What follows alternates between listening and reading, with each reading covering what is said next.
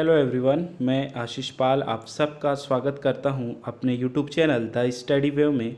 आज के इस वीडियो में हम बात करेंगे प्रेजेंट परफेक्ट कॉन्टिन्यूअस टेंस के बारे में। जानेंगे कि किन वाक्यों को प्रेजेंट परफेक्ट कॉन्टिन्यूअस टेंस कहा जाए या ना कहा जाए। साथ में जानेंगे अफर्मेटिव सेंटेंस, नेगेटिव सेंटेंस और इंट्रोगेटिव सेंटेंस के बारे में। तो चलिए स्टार्ट करते हैं। तो सबसे पहले देखिए, वाक्यों के अंत में समय के साथ रहा है, रही है, रहे हैं अथवा से रहा है, से रही है आता है।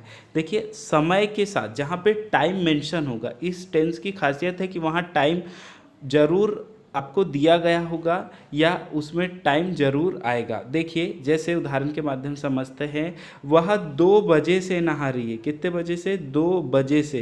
वह 3 बजे से खेल रहा है। तो यहाँ पे समय दिया है 2 बजे 3 बजे, तो ये इस टेंस की खासियत है कि इसमें समय मेंशन होगा ही होगा। साथ में देखिए, जो हमारा प्रेजेंट परफेक्ट कॉन्टिन्यूअस टेंस है वो पास्ट में चालू होता है और प्रेजेंट में चल रहा होता है। ये प्रेजेंट कॉन्टिन्यूअस टेंस नहीं है कि जहाँ पे काम चल रहा है, ये पास्ट में से स्टार्ट हुआ है और प्रेजेंट में भी काम चालू है। तो इस तरह के जो वाक्य होंगे वो प्रेजेंट परफेक्ट कॉन्टिन्यूअस टेंस में आएंगे। अब चलिए देखते हैं यहाँ पे कि इसके सेंटेंस के स्ट्रक्चर को। जैसे अफर्मेटिव सेंटेंस मतलब कि सकारात्मक वाक्य जो होंगे वो किस तरह से बनाया जाए। तो देखिए, सब्जेक्ट होगा सबसे पहले। सब्जेक्ट में कुछ भी हो सकता है, ही हो सकता है, सी, इट, राम, श्याम, इस तरह से हो सकते हैं। उसके साथ हो जाएगा हैज़ बीन या हैव बीन होगा, इन दो में से किसी एक का यूज़ करेंगे।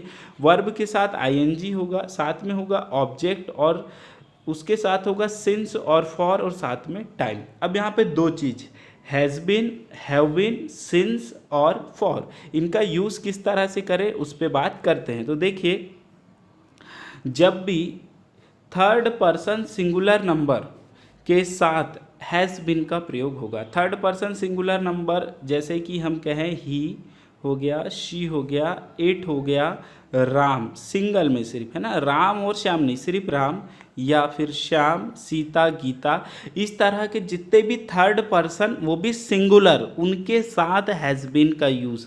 बाकी सब के साथ, रेस्ट ऑल के साथ हैव बीन का यूज़ करेंगे। जैसे कि एग्जांपल के माध्यम से देखिए, जैसे मैं एक वर्ड लिखता हूँ यहाँ पे दे, यानी कि वे, तो वे जो होगा एक थर्ड पर्सन है, पर ये सिंगुलर नंबर नहीं है, ये प्लूरल नंबर है, ये बहुवचन में है, इसलिए इनके साथ हैव बीन आएगा। राम एंड श्याम, राम एंड श्याम, इसके साथ भी हैव बीन आएगा। अगर मैं सिर्फ बोलूँ राम तो उसके साथ हैज़ बीन आएगा, लेकिन मैंने कहा राम एंड श्याम तो अब ये बहुवचन बन गया, तो उसके साथ आएगा हैव बीन। साथ में देखिए यहाँ पे जो सिंस है ना, यहाँ पे सिंस, तो जो सिंस है वो सर्टेन टाइम यानी निश्चित समय के लिए यूज़ किया जाता है। निश्चित समय कहेंगे, इसका मतलब है कि जैसे कि 2 AM, 3 PM, सिंस मॉर्निंग, इस तरह से, है ना। तो जहाँ पे हम टाइम, निश्चित टाइम बता रहे हैं, उसी तरह यहाँ पे फोर का जो प्रयोग होता है वो होता है पीरियड ऑफ टाइम यानी अवधि के लिए। अवधि जैसे कि मैं बोलूँ फॉर 2 आवर्स, 2 घंटे, कब से 2 घंटे, 3 से 5 का 2 घंटे या 9 से 11 का 2 घंटे, कुछ नहीं, पर हमने बोला फॉर 2 आवर, तो यहाँ पे ये पीरियड ऑफ टाइम है, यानी ये सिर्फ अवधि बताता है और ये अनिश्चित है। लेकिन जब समय निश्चित होगा, सर्टेन टाइम होगा, वहाँ पे हम सिंस का यूज़ करेंगे। अब चलिए आगे बढ़ते हैं और देखते हैं एग्जाम्पल के थ्रू आप बेटर समझेंगे। तो देखिए, वह 2 घंटे से नहा रहा है, 2 घंटे से, यहाँ से उसने पहले घंटे से स्टार्ट किया काम और अभी 2 घंटे हो चुके हैं और उसका काम चालू है, ठीक है। तो ये पास्ट से काम चालू होते हुए प्रेजेंट में भी चल रहा है, तो ये प्रेजेंट कॉन्टिन्यूस का वाक्य है।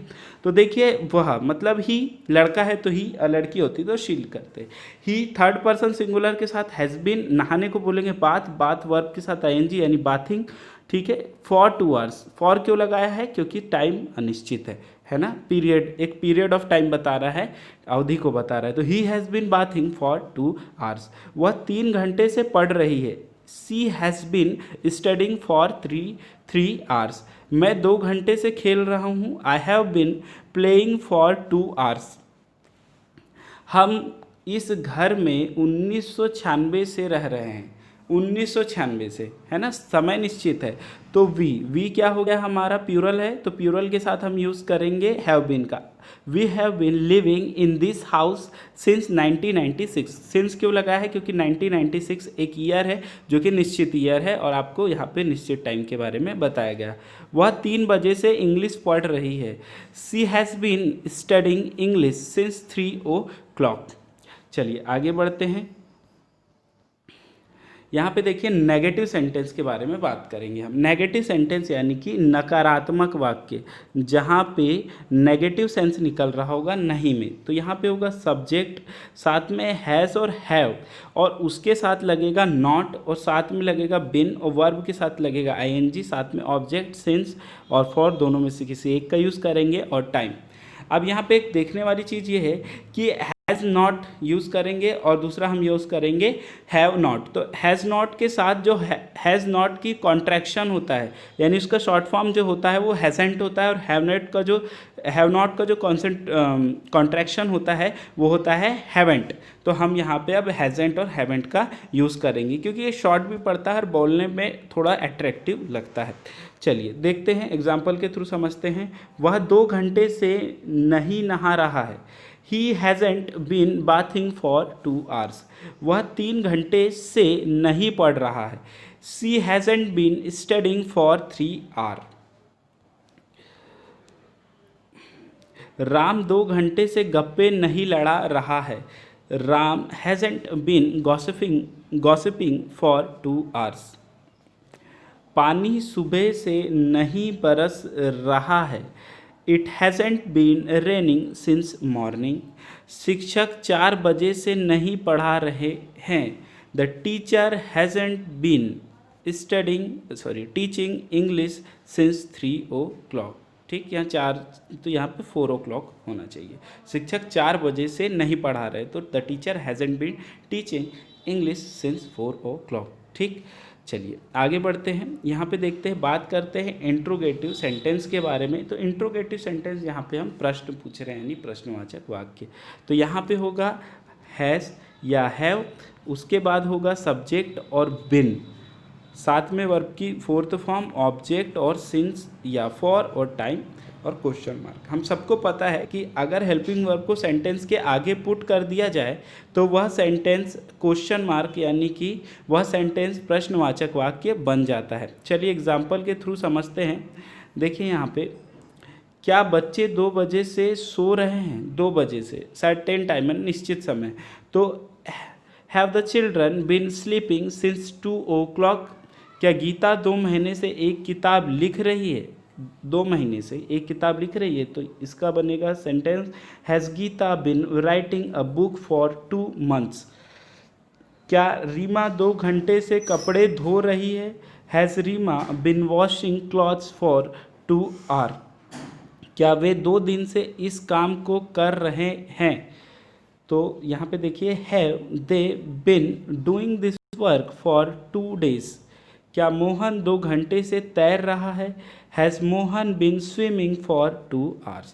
तो ये थे इसके इंट्रोगेटिव सेंटेंस, जहाँ पे आपने प्रश्नवाचक वाक्य बनाना सीखा। तो इस वीडियो के लिए इतना ही दोस्तों। मुझे उम्मीद है आपको ये वीडियो पसंद आया होगा। अगर वीडियो आपको अच्छा लगता है तो प्लीज़ लाइक और सब्सक्राइब करें। आपका यह वीडियो देखने के लिए बहुत बहुत धन्यवाद।